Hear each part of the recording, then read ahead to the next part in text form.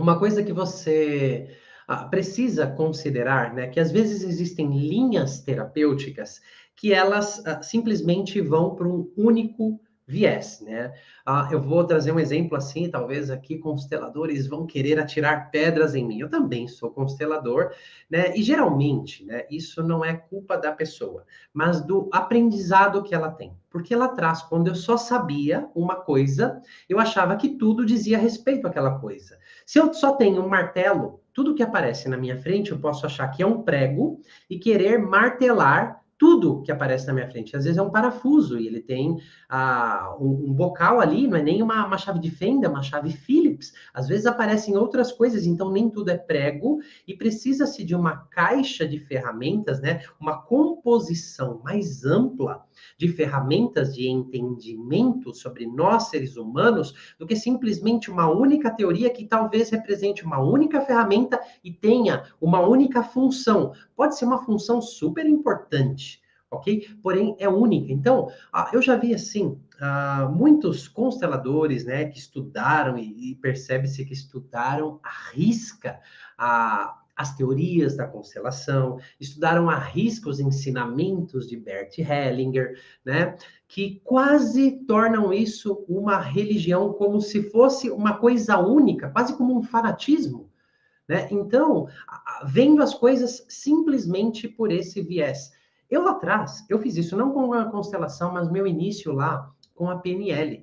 Então, eu era aquele cara peneleiro que falava, né? Eu era aquele cara chato. Eu era aquele cara chato porque era a única coisa que eu sabia. E eu acreditava naquilo e acreditava que aquilo era a única verdade que se tinha acerca do ser humano, que o cérebro era o que eles descreviam ali, né? Até passar por experiências e ter uma frustração, né? Acho que a frustração é importante.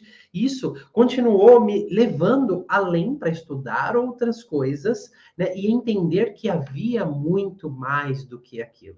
Como um breve exemplo, no início da minha carreira, eu trabalhei como assistente em leader training, né? Que são treinamentos de liderança, treinamentos de alto impacto. O nome já diz, é uma porrada nas pessoas. Não é um soco literal, mas é um soco emocional. Por estresse, você coloca a pessoa num transe, privando ela de sono, dando castigo, mexendo muito com as emoções. Claro que você entra em um estado alterado de consciência, claro que você acessa algo de material inconsciente, mas por trabalhar, por exemplo, nos bastidores, né, enquanto equipe, às vezes eu via pessoas desmaiando, caindo ali, duras como um pau, e não. Eu questionava o porquê, né? Aquelas pessoas que conduziam, e a resposta era sempre muito restrita e vinculada à PNL, não me convencia muito, mas era o que eu tinha na época. E foi então quando eu comecei outros estudos em hipnose ericksoniana, que me engajou em estudos sobre traumas, e foi só então que eu comecei a me aprofundar, né? Nos conceitos da traumatologia, que avançaram bastante para entender de fato o que estava acontecendo com aquelas pessoas. Então, voltemos. Muitas vezes a gente vê uma linha, vê uma técnica como uma única verdade. Ok? Memórias, a gente estava falando de constelação. Memórias transgeracionais existem, está no nosso DNA. Isso já foi provado. Ok? A constelação é uma das maneiras, né, possíveis de você trabalhar isso. É muito legal algumas coisas que Bert Hellinger fala, né? Mas algumas pessoas trazem como se fosse a única verdade da vida e se esquecem que às vezes aquilo lá, a frase dita, ou o que ele fala, aquela verdade, a pessoa precisa de toda uma jornada para chegar até ali. Então, muitas vezes eu vejo, né? Se eu estou contando é porque tem história. Então eu vejo, né? Muitas pessoas que chegam até mim que alguém tentou enfiar esses conceitos goela abaixo, né? E não é bem assim. É uma verdade, mas a pessoa precisa trilhar sua própria jornada até lá, ok?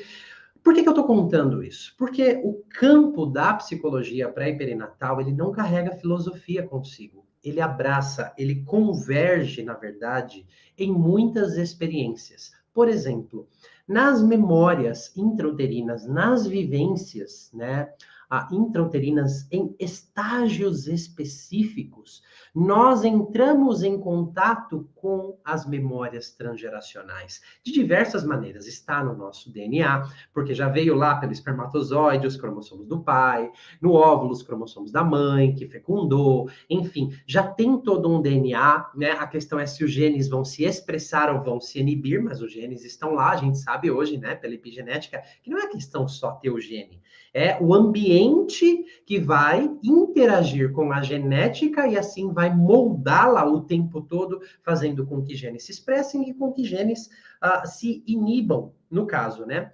E a vivência intrauterina, a vivência gestacional, segundo o estado de estresse ou de calma da mãe, ok? Isso pode já começar a disparar, ligar certos genes, começando a colocar aquele corpinho, né, que está se desenvolvendo ali nessa pré-disposição genética que acontece. Também nos conectamos no nível psíquico das sombras não elaboradas do sistema da mãe, do pai. Então, em estágios muito precoces, vocês estão entendendo que a psicologia pré-perinatal não exclui outros territórios importantes, ok? Então, está ali as memórias transgeracionais, estão ali as memórias básicas de nascimento, as memórias da primeira infância, o que foi formando, né, o caráter, o ego, o modus operandi, como eu costumo dizer, né, os mecanismos de adaptação daquele ser se desenvolvendo. Então, é um campo muito rico e a diferença é isso, ele não é excludente, pelo contrário, ele inclui. Quantas vezes também nessas vivências, né, na experiência pré e perinatal, as pessoas sem nenhuma instrução, porque a instrução muitas vezes é vá até onde você precisa ir para se curar. E as pessoas acessam até vidas passadas. Eu não quero entrar aqui em uma conversa se você acredita ou não, se não acredita, pensa que são metáforas, tá? Mas muitas pessoas acessando vidas passadas, o que eu chamo de um contexto kármico, ok? Isso também está presente nesse território, ele inclui tudo isso também, ok? Nós também temos que considerar a cultura na qual nós somos gestados, porque cada cultura exerce uma influência diferente nas pessoas. Eu já trabalhei com muitas pessoas, por exemplo, de Portugal, onde a cultura tem um peso muito grande em pontos específicos, se uma mulher, por exemplo, fica grávida e não é do seu marido, isso há 40 anos atrás, se uma mulher com 40 anos estava tendo um filho, existe um peso cultural que isso é errado, fazendo essas mulheres a esconder a gestação, trazendo uma carga de estresse muito fora do comum para esse feto, só como um fator sociocultural que interfere, né, que influencia quando nós estamos sendo gestados. Então, é um campo que inclui todos, absolutamente todos os aspectos que a gente conhece hoje da traumatologia, tá? De funcionamento do sistema nervoso autônomo, de funcionamento, né, do meu sistema adrenérgico, adrenal, com a produção de hormônios do estresse, adrenalina, noradrenalina, cortisol. Isso tudo já está presente através do cordão umbilical, na bioquímica do que a mãe sente, do que ela se alimenta, que passa para aquele ser em desenvolvimento. Então, esses conceitos também estão presentes ali. Bom, eu acho que você já entendeu, né? Existem muitas outras diferenças, só que o que, assim, para mim, o mais importante, e leve isso consigo, é um território de trabalho rico. É o mais rico que eu já encontrei. De vivências que uma pessoa pode ter, na profundidade que ela pode ter, e por não ser excludente. Pelo contrário, é um local tão rico que questões múltiplas e diversas se convergem ali e podem ser exploradas, né, e por consequência serem trabalhadas. Isso não é incrível, né? Não é uma diferença incrível?